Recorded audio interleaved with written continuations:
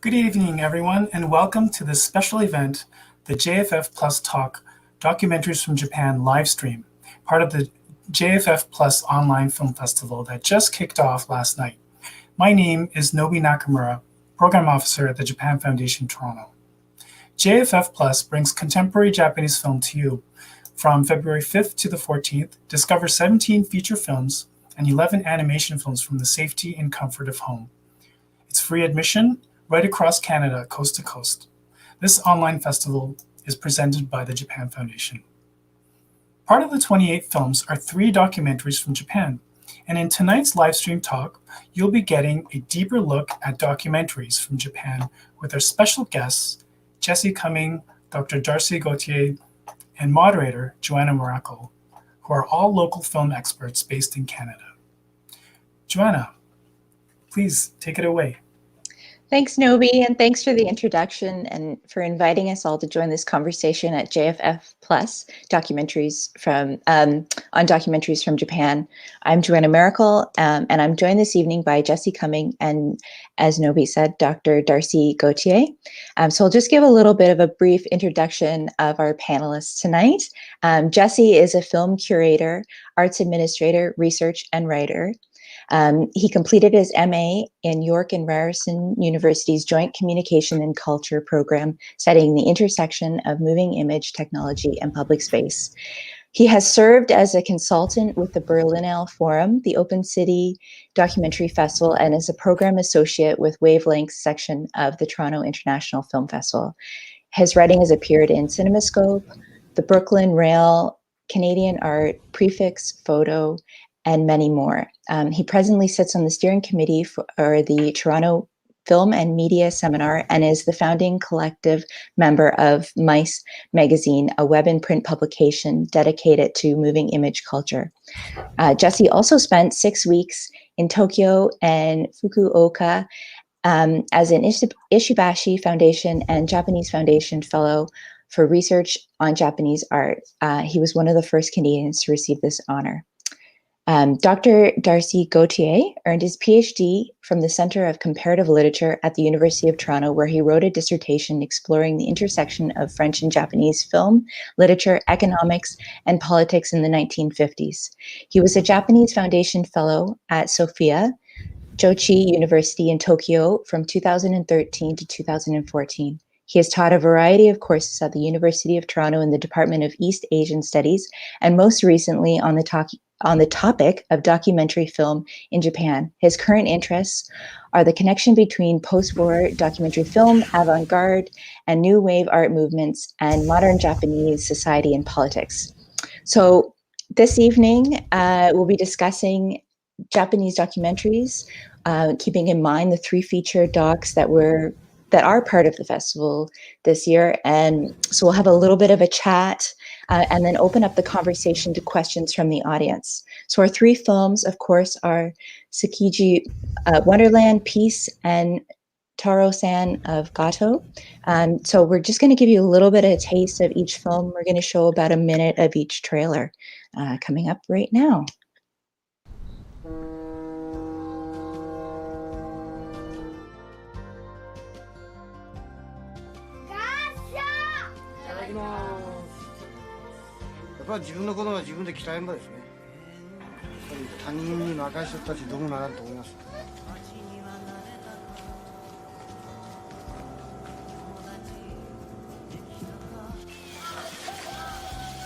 私のうちはうどん屋さんで毎日5時に起きています。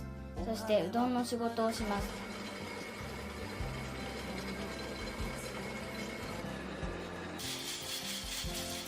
親が子供に対して教えたいことをこういったものを通して教えてるってだけで、成績がいいだけじゃなくて人の気持ちを考えきるとかね、お金はこんなしてこんな思いをしないと稼げないんだ。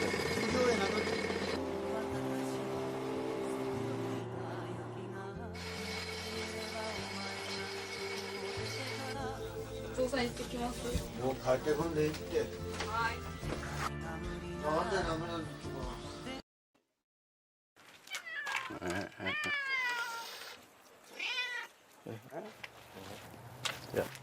よしよしよしよし、はいはい。たもん。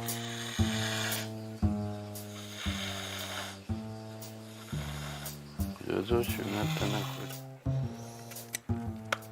これ。おめこっちやで。こや。おめこっちやで。泥棒行こう。汚い飼い方をするのは嫌い。いや、私ずっと言われてきたから、近所の人に。ノーコメント。ノーコメント。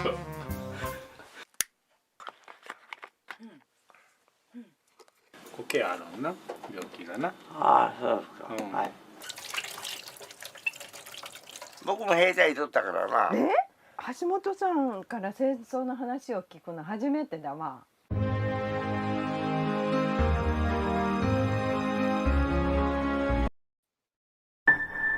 In November 2016, the curtain will fall on 80 years of Tsukiji market history. This is the unknown story of the fish market that has continually supported Japanese cuisine. 世界一じゃないですね。世界唯一です。あれに匹敵するものは世界中に一軒もない。断言できます。世界中の一番っていう食材は全部ここに集まってくる。Filmed over 16 months. It's one of the 7 food wonders of the world. Going to the innermost depths where the public cannot go. まぐれでやってんだよ。使命感持ってるんだよ。Tsukiji market is revealed. ただ単に魚見るだけだったらみんなそこそこ見れんの。そっから先の世界があるっていう。基本的には気に入らないマグロをお客さんには渡さないんで。まあプロっていうか半分バカだな。お客さんが欲しいものを選び出す。素晴らしいね。だってあそこなかったら商売立たない。I don't know of any other place in the world that has such a long history and rich traditions. The architecture is absolutely world class. I mean, it's 築地もう聖地だね。Welcome to this mysterious world that no one has ever seen.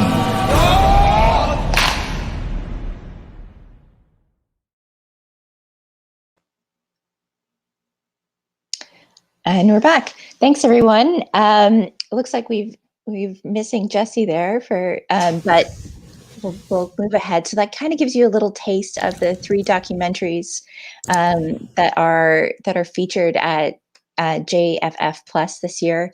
You can tell that they're so unique from each other in style, and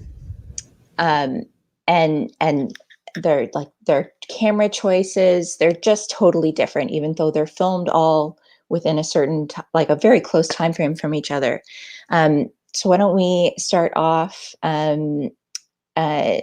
Darcy, and I don't know if you can tell me this or not.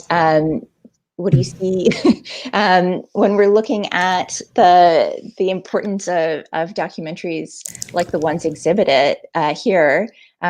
What's their importance in promoting cultural ideas around labor and the relationships with Japanese tradition? Right. And like you said, these films. Well, hopefully Jesse can join us again. We'll see. But yeah, I mean, like you said, the films are also different in terms of camera choices, and some of the films have you'll see when you watch them have a voiceover narration. Some of them it's just straight up observation, but they all seem to carry the similar theme of laboring and hard work. I don't know if that was intentional on the parts of the curator of the documentary, but it seemed to link all three documentaries. And especially that idea of, the gambaru kind of, that Japanese work ethic, the old-fashioned Japanese work ethic, like Theodore Beston says in Tsukiji Wonderland at some point. And so, in all of the films, I think you can talk about that sort of gambaru spirit of, doing your best and working hard and putting the community good ahead of yourself.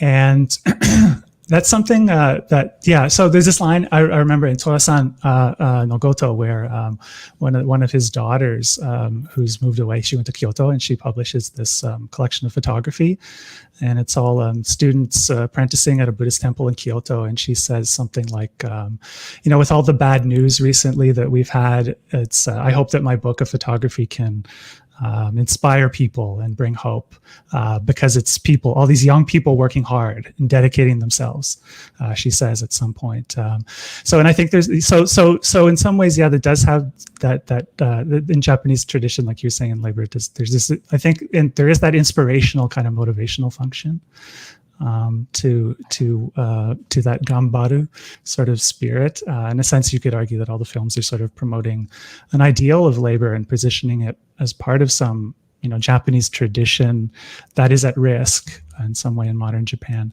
But what I wanted to say about that is it's something that I'm always a little bit suspicious about. This idea of the gambaru spirit in Japan. And working hard and self-sacrifice and so on. So in Tsukiji Wonderland too, the fish market is this place where working isn't a burden at all. It's work, but it's fun. One of the characters says there's 3 sadnesses in life. It's like when your wife dies, when your child moves out, and when you have to retire, right? So there's a sense that working is it's part of life, and it's a very idealistic and sort of ideologically charged image of labor, I think, and it's something that I always kind of look at askew a little bit with some suspicion and think about who's really benefiting from this hard work ethic. Who's it working for? The sort of gambaru, or silent perseverance, or the morality of self-sacrifice, which in some ways, when you look at all the characters in all these films, they're all working class sort of, and in a way that sort of gambaru thing is legitimizing these really harsh labor conditions that they're all a part of. Yeah, and the gambaru or gaman sort of hard work ethic was sort of mobilized in a lot of wartime documentaries and newsreels as well, to rally troops and people on the home front for war.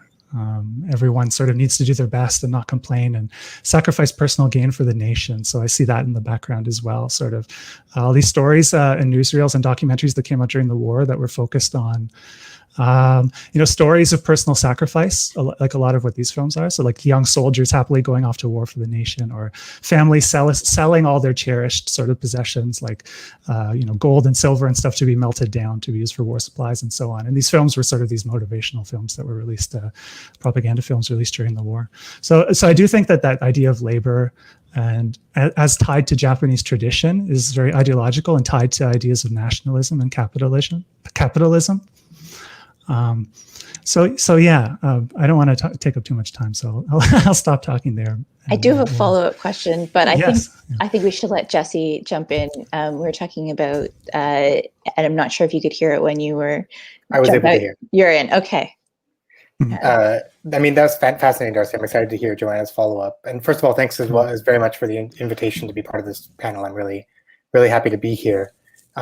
I think everything that Darcy says is absolutely right, and I think it's really interesting to look at documentaries about labor. I mean, it's been an issue of interest in the history of documentary for as long as it's existed. But I think it's particularly interesting in the Japanese context, where we have this context in this context of labor and work being so much at the foreground of society. And one thing I think is so interesting in looking at labor documentaries, particularly from Japan, is that it's never just about work. And we see so many other things swept up in this question of labor, whether it's something like Tora-san and Goto, where labor is inextricable from this question of family and this question of family duty. And same within Tsukiji, it's not simply just a job, it's like, it's a calling, you know what I mean? It's like, this is not just their job, it's their passion in life.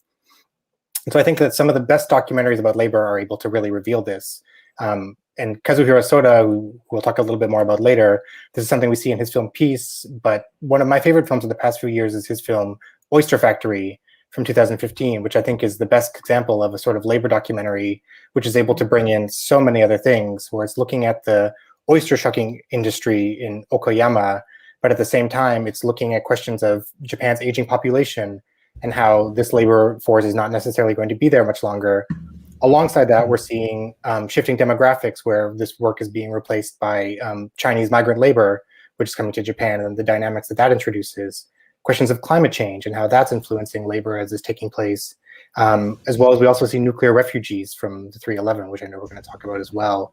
And so shifting in labor is really a shift in tradition that we see in a lot of these documentaries. I think it's really interesting to look at it broader than just a question of work.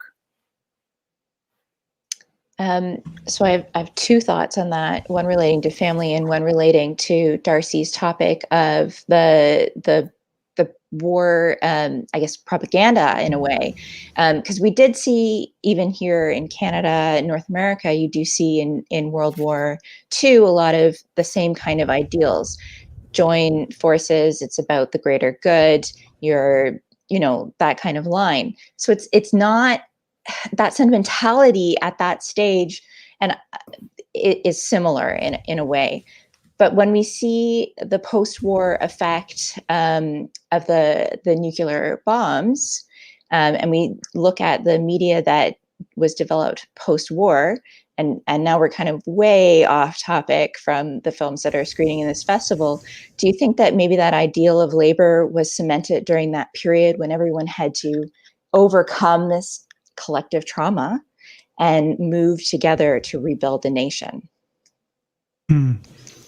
Yeah, I think you did see. Yeah, I could see that, like the idea of recovery from the war and also from the atomic bombings. Yeah, and you see it also after 3/11 too. There was a lot of Gambaru Fukushima and all those things, right? Like around Japan, sort of like so yeah, I wouldn't say it was cemented after the war though, because you do see it. I mean, you do see similar sort of traditional things, and I guess it's not really my area of expertise, but like in feudal Japanese kind of communities as well, where harsh working conditions would lead to this idea of like communal sort of kinship and subsistence, the meager subsistence of farmers and peasants and working class depended on this support from kin groups, and the idea of sharing labor and resources among fellow villagers, which is something that you see in like in some of the films we're looking at today, especially Tora-san and Goto. So yeah, but yeah. Darcy is muted there. Can we have our techs unmute him?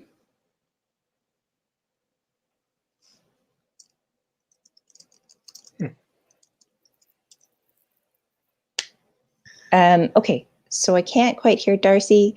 Jesse, are you still with us? I think so. Okay, why don't we plow ahead, and when Darcy can, he's still on the screen, of course, but I can't hear him. Let's plow ahead. Let's talk about one of the things that really struck me was, again, that relationship with family that Darcy was starting to talk about there, and kind of how different Taro-san and Tsukiji Market was in terms of that family bond. I know there's one line in Tsukiji Market, and Darcy referenced the same gentleman earlier, where he's closing down his market, and his son hasn't continued to continue that stall, and he's saying that he failed his ancestors. And I think that relates really well with Taro-san and the importance on those kids to continue their father's work, to continue making udon. And I'm wondering if you can just talk a little bit about that family relationship, and again, that importance of the greater good over the individual. Mm-hmm. Well, I mean, Tora-san, he's really a harsh figure as like a parent, and he really sort of introduces this structure where it's like, if you're not working in this udon shop, or you're not helping make udon, you're basically abandoning this family. The business is the family. We hear the term family business, but it's very, very firm in that sense. And then in Tsukiji Market, we see it again, this idea of tradition. But in both of the films, they both are evidence of a shifting tradition, of a deteriorating tradition. At the end of Tora-san and Goto, I mean, I don't mean to spoil it, but we do see that of his children, some do continue working in this udon tradition, but not all of them do. A lot of them decide to do other things. They decide to pursue photography or pursue scholarly work, to do teaching. And then all of Tsukiji Wonderland is framed as a shifting tradition, is trying to capture this marketplace before it's not demolished, but before it's moved to a new location that is more sterile, more hygienic in a lot of ways, but more regulated, more institutional. And so we see this sacrifice of tradition that's shifting. And I think both of the films do a nice job of not being too Asiatic about it. Like, they're not exactly so sad about this passing of tradition. They're simply documenting it and showing that this is evidence of how family is changing and how the ideas of work and these traditions are changing as well. Okay, fair enough. And that kind of answers my next question as well. Why don't when we look at the films and how they're each individually shot, do you think that the subjects that are being documented can be really open and honest? Like Darcy talked about kind of that happiness around labor earlier at Tsukiji Market, and that image that they were projecting. Do you think that the presence of a camera affects the output that we're seeing on screen?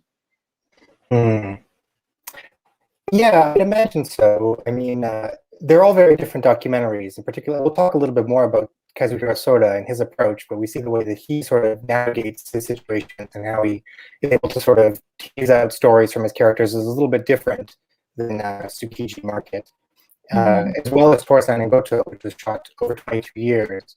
And I can imagine that a film shot over a shorter amount of time wouldn't reveal a sort of not so flattering moments that we see of Torisan that I think are able to emerge because of just the durational aspect of it. Likewise, in Tsukiji Wonderland, we see moments when the filmmaker is able to sort of move through the market with one of the talking head experts who's the anthropologist from Harvard, who clearly knows this market and all the people like the back of his hand. And we really see a shift in dynamic of the time we spend with these intermediate merchants and the wholesale merchants when they're moving through the market with him. So he sort of serves as like a sort of passepartout key that allows us to go through the market and see these people in a different way. And I think that's really interesting because all throughout Tsukiji Market, they talk about how the fact that they're selling fish, but the emphasis is on the relationships that exist between the wholesalers, the intermediate wholesalers, all of the chefs, between the sellers themselves. It's a whole ecosystem. It's a whole network of relationships. And I think having this figure who comes in, who sort of factors into that relationship, really opens it all up, in a documentary sense. I think that's really interesting to see. I would say that one was probably the easiest, to be honest, because we're not getting really deep and personal. And I do really like your observation about Taro-san as well, because for me, I'm watching that and I'm thinking, is it possible to get like the truth from individuals, like fully, because we're asking them to be so vulnerable. We're asking children to, they're not always happy in their relationship, and we see them always being very polite on camera as well. So I guess my question is about truth as well. Can we ever really get to I think Tsukiji Market was pretty truthful, but in a personal documentary like Peace or in Taro-san, can we ever really get to truth? And I know Darcy was excited about this question, so I'm sad that he's not here with us at the moment as well. He'll be back, I'm sure. Yeah. I think that's one of the things that's most interesting about Torisan and Goto, because it is so long.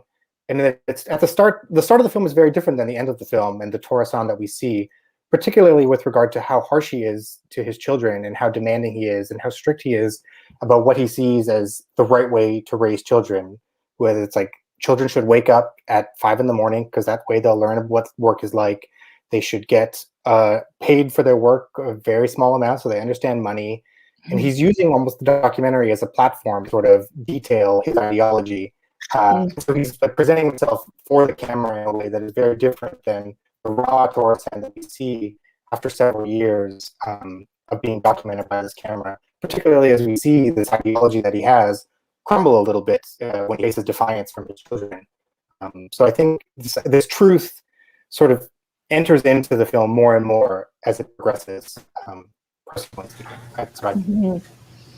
And Darcy, thank you. I'm so glad you're back with us. Can you hear me okay?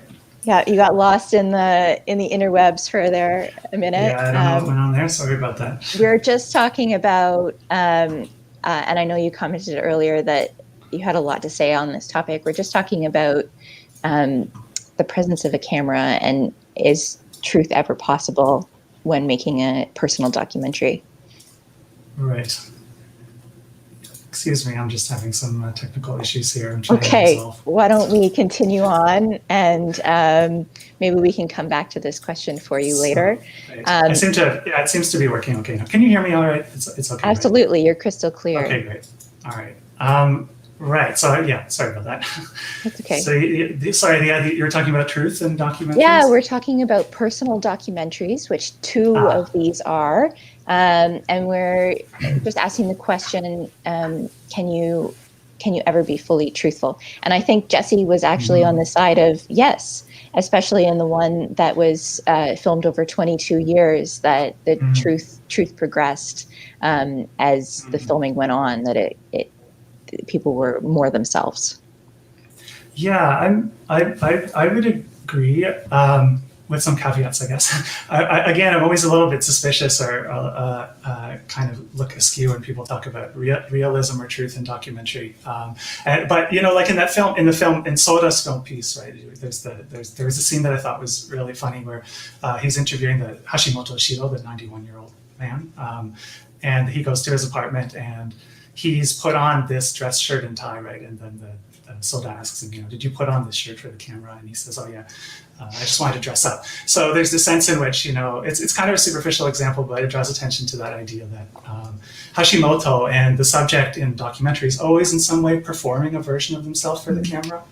But that doesn't mean it's less reliable, I don't think. I think it's sort of, and I don't think it's a mistake, or that it's necessarily the case that if you took an objective approach or had a broader frame, that you would end up with a more authentic or realistic or closer to the truth sort of impression. How subjects are defined or interpreted on camera depends a lot on, a lot of factors out of their control too, like, the director's choices and the audience's personal reception and so on. And so, like in any case, the idea that individuals are never fully truthful to the camera, or that there's some sort of assumption that a wider perspective or a bird's eye view will give us a more complete picture than the individual's perspective, which is unreliable in various ways because it focuses on the individual in the same way that, like, documentaries, you might have close-up shots which give you an incomplete picture. I think that idea that it's that it's a smaller frame, so it's a lesser frame, is a mistake. So and individual experiences are just one way of framing society and reality. So you might have films where you end up with like where you're talking about a group of people or a network of people, like Tsukiji Wonderland, right? Where you have you end up emphasizing in that film, you'll see like sort of this institution, the whole sort of network of people that make up Tsukiji, and then even broader than Tsukiji, like the whole fishing industry and so on.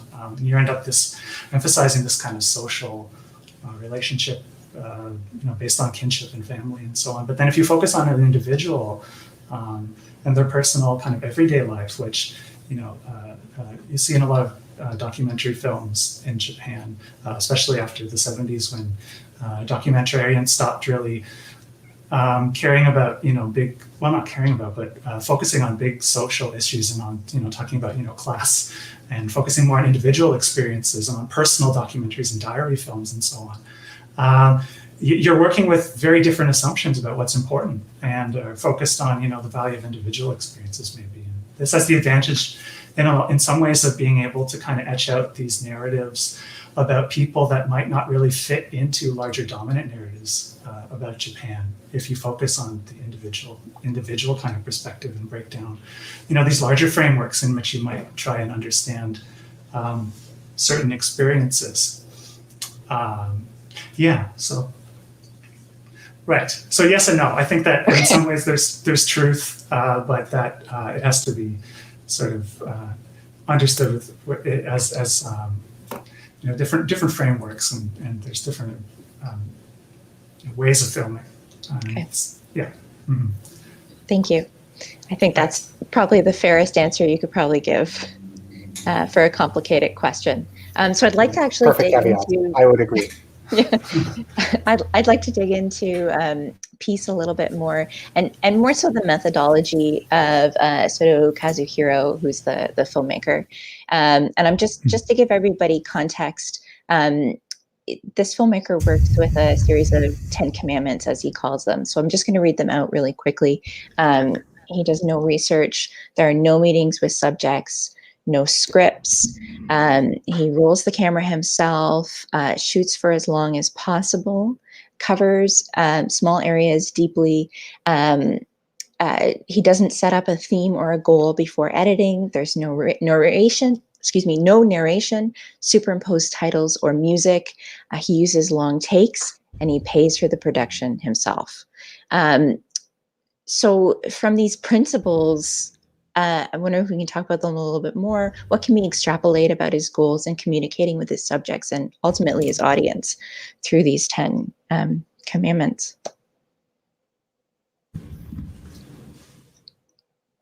I mean, I can start really quickly. I mean, something that I think is important to note when entering Kazuhiro Soda's work is noting that he came from a documentary background in television. So he really comes from a very, very conventional world of storytelling. And so you can see these 10 commandments emerging out of that and sort of in antithesis of those sort of goals.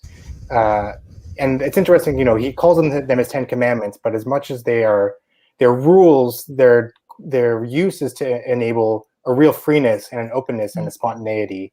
And I think that the best of his work really achieves that, even though there, of course, are challenges. Like, it's like what Darcy was saying just a moment ago, that, you know, we can maybe say that of all these 3 films, Peace is the most natural, the most observational documentary, but there are still moments when, you know, the character puts on a shirt because he knows he's going to be on camera, and there are limits to all that it's available. You know, I've been lucky enough to see a number of his films over the years, and in my mind, there's sort of an 11th commandment, which is just to follow the cat. Like, whenever there's a cat in the area, he just sort of follows it. And it's funny, but I'm not the first person to note that it's really indicative of his cinematic style, and his film style is very cat-like. It's very sort of free, and it sort of does what it pleases. It sort of follows whatever becomes of interest to him at any given time, and whatever prescribed ideas that he approaches with the situation or he brings to a situation, they're gone, they're abandoned when he's able to follow sort of what's happening at any given time. And so I think if there's anything that I take away from the commandments in his films, it's that. It's really trying to enable the sort of frame to be as experimental and as open as possible. I think it's like, I like that idea. It's cat-like. It's certainly not dog-like, because when you look at like the way a dog would follow something is just completely random, right? Like they just, you know, go off and do whatever. Cats have a certain calculatedness and carefulness, and you see that in his method, right? It's not just, it's observational. He talks about these commandments, you know, just not preparing in advance, but it's not just arbitrary or random. There's sort of an attention and an attentiveness that he puts into all of everything that he films. It's observational, but I like to think that his method has a particular sort of ethics to it and politics, even if it's not overtly political, right? And I was trying to think of a way of explaining that. And there's the idea that, you know, Vivian Sobchak, who's a film critic, talks about this idea of different kinds of documentary gazes. She's talking about documentaries of film death, but it's more broadly applicable, right? And there's several, but I think the relevant ones here. She talks about the accidental gaze, right? You have the what you film is something that's unsolicited, and you're unprepared for it, and you know, it's something. It's accidental. You just happen to come across it, or you're not planning to see what you see. And I don't feel like his films are like that. And then there's the professional gaze, right, of professional journalism. And that's what he did, I guess, originally, right, as an NHK film producer. And it's interesting to see a lot of documentarians in Japan who moved from NHK or other mainstream professions into doing independent filmmaking because of the restrictions of conventional journalism, right? But that's aiming to be more sort of objective, distance, kind of clinical. So just bringing you the facts, right, without any kind of political or personal slant, or and very calculated in advance, and having a very strict sort of a program that they follow. And then another one she mentions is and this is what I like to think of his is more like the humane gaze, which is a gaze where the camera is trying to sympathize with its subjects. So it has more of a sort of rapport and respect for the subject that it's filming than sort of a distance kind of professionalism of, say, journalism, or like the kind of surprise randomness of the accidental sort of gaze. So it films, but it's also giving its subject some space and sort of this, and it's not trying to understand or intervene or pass judgment, but it cares about what it films, and it has a sort of attentiveness. So that's the way I like to see his film. It's purposeful, it's careful, and has an ethics of looking and listening attentively. He's trying to give people he films this space in which they're seen and heard and cared about. And it's very important, I think, in these films, because he's frequently describing people who are invisible in Japanese society, or who don't have as much of a voice. So it's sad in the film piece how several of the characters refer to themselves as burdens, or less deserving of attention than other people. So they're especially the elderly talk about themselves as being a meiwaku, like a burden to the young, and how and then there's a man who's in his taxi at one point who says, he doesn't want to get married because she would just leave him for another man at some point because of his disability. So it's these people who are sort of frequently describe themselves and by society as being burdens or less deserving, and there's a stigma against disability and against age in Japan. And so to give them this space where they can be heard and listened to and cared about is very important, I think, and it's something that he succeeds at doing in his film for sure. Absolutely. But he has I think there's a lot of privilege in that approach as well. And I'm wondering if we can talk about kind of the barriers for younger filmmakers, less established filmmakers, in following these guidelines that he set out, if they were to try to replicate that approach, which is very organic and very well-meaning. If you guys have any thoughts on that. I mean, I feel like one of the hardest things about it would be just sort of cultivating and practicing this real humane ethics that Darcy's speaking about. Because in ways, his approach to filmmaking is really quite minimal. He shoots the camera himself. He's not working with incredible gear. There's sound recording as well, which takes place. But beyond that, it's just the luxury and the privilege of time, and that Darcy's speaking about, and really being able to give the time to sort of let the camera roll, give these people the space. As Darcy's talking about giving the space to these people, it really comes back to one of the 10 commandments, which is let the camera roll. And in another type of documentary, these people might show up, but they might be there for 30 seconds, 5 minutes. He gives them 25 minutes. He gives them 30 minutes to really talk, really share their stories, all of that. And so I think that's a real challenge to learn, particularly for filmmakers who are maybe coming from more conventional modes of documentary storytelling, is really trusting the subject and trusting the material and being able to have the space to do it. But I'm optimistic in this sense. I'd like to think that for all the barriers, it's a type of filmmaking that is possible and that people are able to do. And I'd like to think that there'll continue to be more of it. For me, what tips in my mind as the barrier is the self-funding, because I think we know that it's expensive to live. It's expensive to live in an urban area, and we have to work in order to maintain our basic, costs. So that's kind of where I was thinking with that kind of a question. In the privilege, he had his established career, and maybe that's helping with the funding, or maybe he does. I don't know him well, or I believe he teaches. Okay. So that's an alternative form of funding for him, so he can go and do this passion of his as well.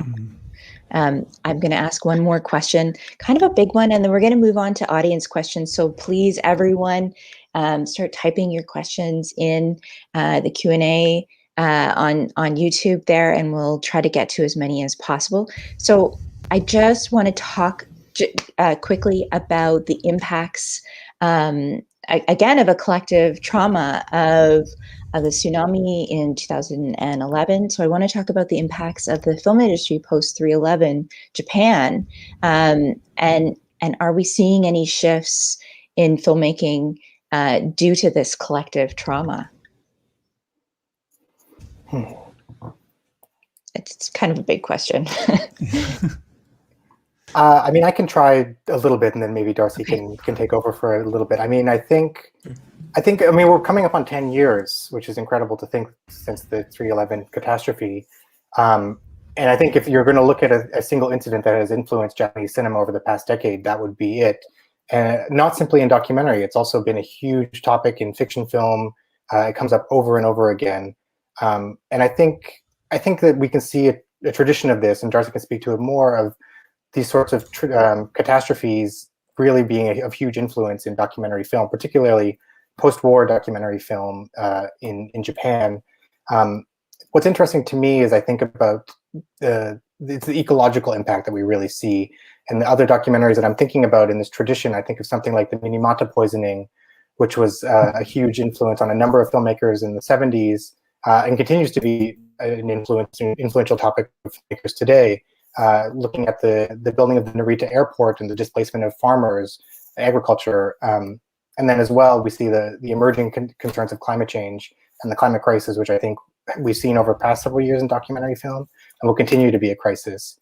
And so when I look at documentaries about 3/11, it's really a lot of the time has to do with the ecological impact, at least the initial documentaries. And then in recent years, we've seen more about the lingering trauma that this has caused for people. There's a website called Fukushima Voices, Fukushima no Koe, which was created as part of a documentary film festival about Fukushima Film and Video Festival. I think the website is just fukushimavoice.net, and it's just these dozens of short films are archived online, still being produced today as well about and films and being produced today when I think mainstream film has become less interested in 3/11 as a topic and kind of moved on a little bit, even though the effects of 3/11 are still impacting a lot of people's lives across Japan and internationally as well. But so it's good that exists. But it is kind of part of this sort of disaster, I guess, film tradition in Japan, if you could call it that sort of. And the trajectory is very similar to the way that films were made after the bombing of Hiroshima and Nagasaki. So you had it's this fine balance that you have where filmmakers have to sort of capture what's happening, but then walk this sort of balance between concern versus I guess disaster tourism, or and whether there's issues of privacy for the people who are being filmed and whatnot. So like one of the earliest films that was made about 3/11 was Mori Tatsuya's 3/11, I think it's called, which is made just months after the disaster, and was faced a lot of criticism from audiences for being merely sort of disaster tourism, in particular for the way it kind of forgoed getting consent when filming survivors looking for the dead.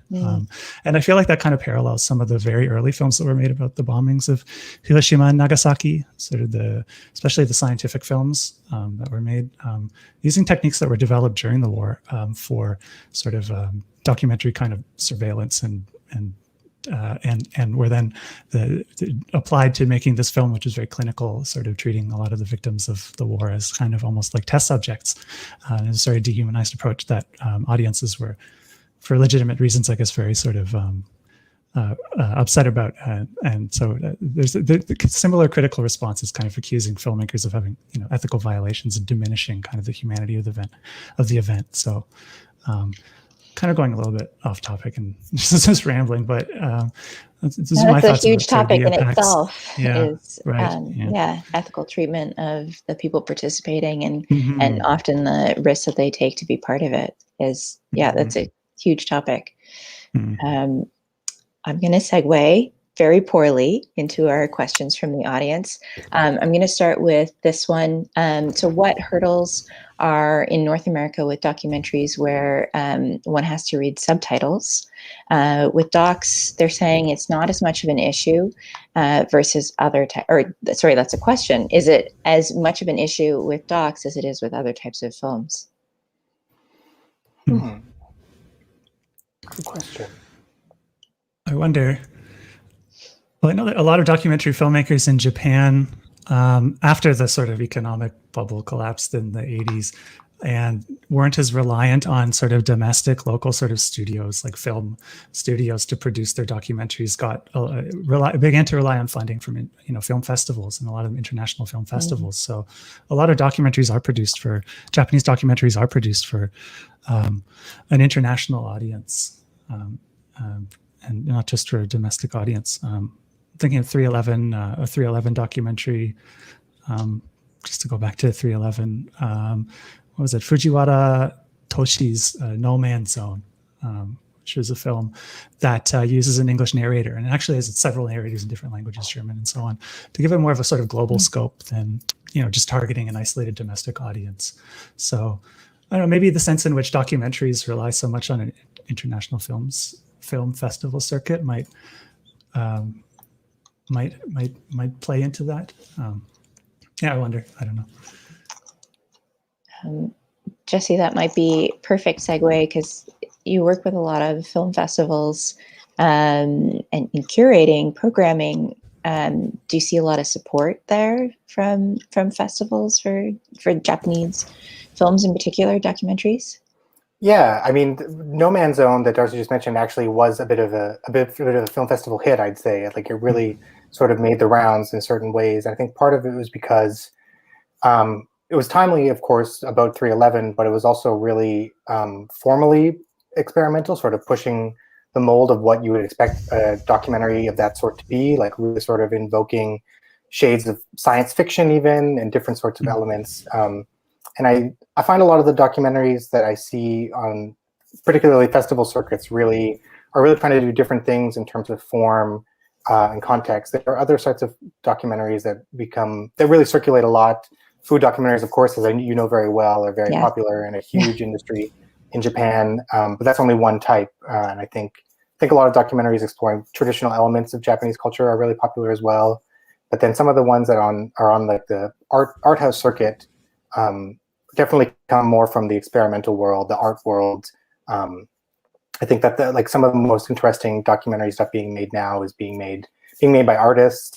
A lot of interesting stuff is being made in small format, really being made 15-minute documentaries. There's a lot of really, really interesting work being made by younger filmmakers, in part because there are less barriers, like we were talking about, in making feature films, like something on the scale of even Kazuhiro Soda.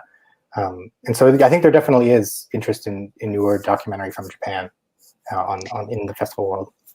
So in the same vein, are we seeing like online giants like Netflix affecting those documentaries that are coming out of Japan? Is a huge, more or less a broadcaster like that helping distribute foreign films? I should know more. I know that Netflix has produced some original content in Japan. I believe the Sion Sono series was produced by Netflix, and there's probably more, and probably documentaries I'm not aware of. But I wish I could speak with more authority. I don't know. That's fair. All I can think of for Netflix is Terrace House. If you could consider that a documentary. That's a great point, actually. Yeah. You could argue that Terrace House, the show, has been one of the most popular Japanese documentary programs in years. Right. One of the most, yeah. Right. So I have another question from the audience asking, are all of these filmmakers men? Actually, they are. And if so, could we recommend some female documentary filmmakers or minorities? And how do their films differ in style and content? That's a really good point. Yeah, some of my favorite Japanese documentary filmmakers from the 70s onwards are female documentary filmmakers. For example, Kawase Naomi, who's quite well known as a feature filmmaker internationally. So her earlier films were documentary films. She made a couple of films about her grandmother, especially a film called Embracing, and I can't remember what the other one was called, but they're made in the early 90s. Very observational style, a little bit like Soda's film. well, I guess it's more like a personal diary style filmmaking that was popular since the 70s in Japan, with a lot of filmmakers moving away, as I was saying earlier, from more sort of social documentary films with bigger political issues and focusing more on personal sort of experiences.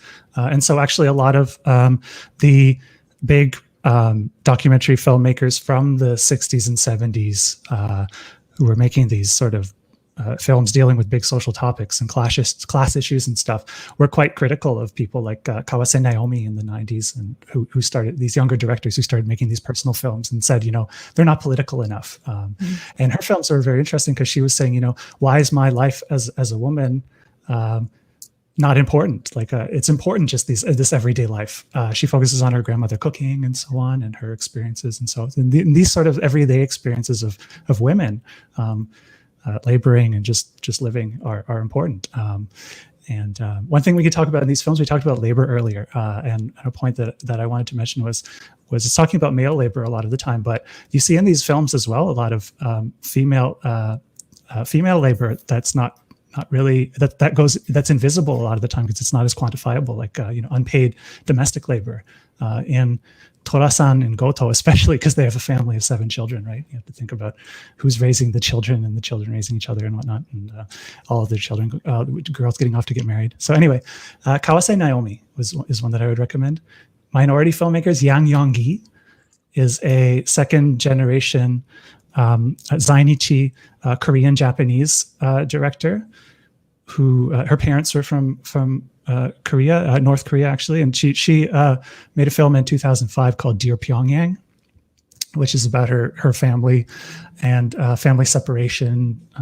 Her father, who is quite sort of important in North Korean politics, and with recruiting Koreans in Japan to go to North Korea, and repatriation efforts. So he sends his own children back to some of his own children back to North Korea, except for his daughter, and so she makes this film.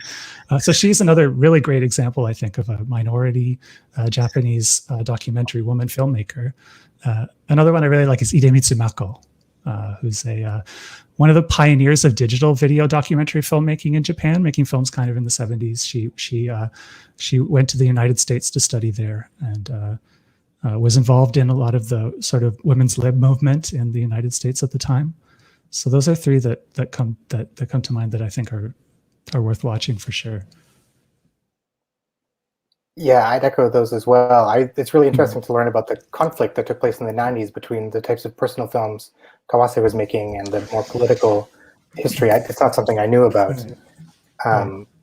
It's something interesting, I think, to note that's in filmmakers like Kawase and Yong-hee, that they move between documentary and fiction, which I think is something that we see a lot of in contemporary Japanese film. There are very few dedicated documentary filmmakers. I think Hosoda is one of the few that really sticks to documentary, whereas even from the 60s onward, we see figures like Kon Ichikawa making documentary and fiction at the same time. And then Kawase, Hirokazu Koreeda, and then Kawase, she's been mostly making fiction films, but she's going to direct the Tokyo Olympics documentary, and she continues to do nonfiction work, which I think is quite interesting.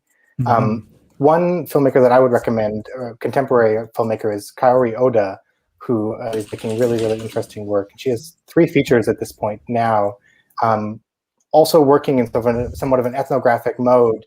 But one thing I think is really interesting about her work is that she's a Japanese filmmaker, but makes very little work in Japan. Her most recent film, Cenote, was shot in Mexico. She's previously done work in Bosnia, also very much labor-oriented, her documentary Aragane. So I think she is a very, very interesting younger woman filmmaker. I'd echo what Darcy says. If you're looking for more women filmmakers, it's really, like Mako Idemitsu, it's really important to look at video, because these are the realms where the barriers are much lower. It's like access to feature film funding, access to feature documenting is limited, and it always has been, not only in North America or Japan, it's all over that there are barriers to women. And so we see a lot more women making work in the realms of video, in the realms of experimental film, short film, things like that are really, really nice. I mentioned short films earlier, and Chime Shimada is a younger filmmaker who's making documentary work on a smaller scale, and I wouldn't be surprised if she moves into longer scale as time goes on. But we see a lot of these filmmakers getting their start in small documentary, short documentary. Okay. Thank you both. We are almost out of time, so I'm just going to ask one more question and just ask everyone to keep their answers brief. We've got 4 minutes. So last one, are there contrasting views of selfishness in Japanese film instead of for the good of the nation? Are there more selfish themes like I do, this is a direct quote, I will do whatever it takes to survive?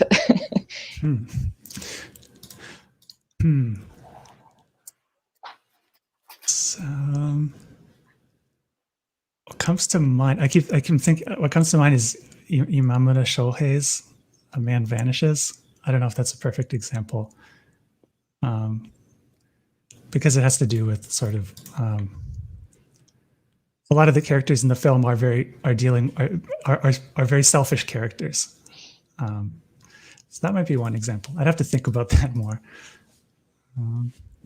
Maybe Jessica. Yeah, it's an interesting question. I'd have to think about more too. The one that came to my mind is Kazuo Ohara's The Emperor's Naked Army Marches On, where we see this figure who survived the end of World War II and is then moving through the former ranks of the military, trying to get people to admit to some of the atrocities that took place.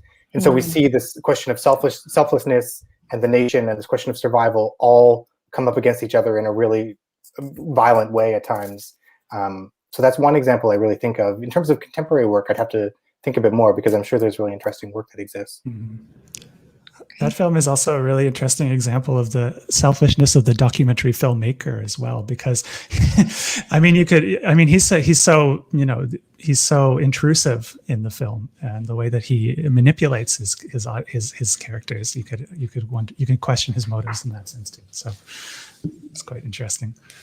So I think we could probably continue this conversation for quite a while, and I can see there's lots of questions still left to answer.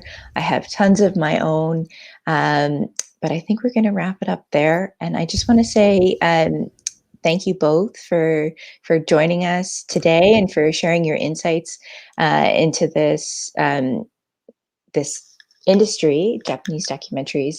I encourage everyone to watch the films over the weekend in the next few days. And I'm going to throw it to Nobi, who's going to come back in and say a few words. Wow, thank you very much, Joanna, Jesse, and Darcy. What a wonderful talk. You tied together many themes and connections, and I really learned a lot. It makes me appreciate documentaries from Japan a lot more, so thank you. And for the audience who are watching, it would be wonderful to hear how you like the talk. If you can help us by completing a questionnaire, I believe it's in the description. We'd love to hear your comments. Yeah, please be sure to watch the 3 documentaries from Japan starting tomorrow. So the JFF Plus Online Film Festival has on February 7th, Peace, directed by Soda Kazuhiro. And then on February 9th, we have Tora-san and Goto, directed by Oda Masaru. And then on February 12th, we have Tsukiji Wonderland, directed by Endo Naotaro. And each of these films on the 7th, starting from 7 p.m., it'll only go on for 24 hours. So you got to make sure you watch it during that time. So yeah, and that's about it. Thank you all again for joining us and the viewers there. And please enjoy the films of the JFF Plus. Thank you very much. Thank you. Okay, have a good Thanks. night. Okay, thank you. Thank you, Joanna. Thanks, Nobi. Thanks.